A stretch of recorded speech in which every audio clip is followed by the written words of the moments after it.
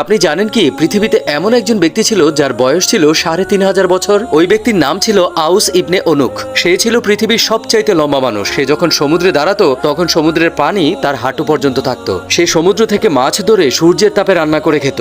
এতেই হয়তো বুঝতে পারবেন সে কতটা লম্বা ছিল। তার জন্ম হয়েছিল হযরত আদম আলাইহিস সালামের জামানায়। আর হযরত নূহ আলাইহিস সালামের নৌকায় না উঠেও সে মহাপ্লাবন থেকে বেঁচে গিয়েছিল। কিন্তু কিভাবে সে বেঁচে গিয়েছিল যেখানে মহাপ্লাবনে সবকিছু তছনছ হয়ে গিয়েছিল? এর কারণ হলো যখন হযরত নূহ আলাইহিস সালাম নৌকা তৈরি করছিলেন তখন সে জঙ্গল থেকে বিভিন্ন গাছ এনে নূহ আলাইহিস সালামকে দিতেন, যার কারণে মহান আল্লাহ রাব্বুল আলামিন ওই মহাপ্লাবন থেকে তাকে রক্ষা করেছেন। সে হযরত আদম আলাইহিস সালামের জামানা থেকে হযরত মুসা আলাইহিস সালামের জামানা পর্যন্ত বেঁচে ছিল, মানে সে ৩৫০০ বছর জীবন পেয়েছিল। আর যখন তার অত্যাচার বেড়ে গিয়েছিল তখন হযরত মুসা আলাইহিস সালামের হাতে তার মৃত্যু হলো। আল্লাহু আকবার। ভিডিওটি ভালো লাগলে লাইক এন্ড সাবস্ক্রাইব।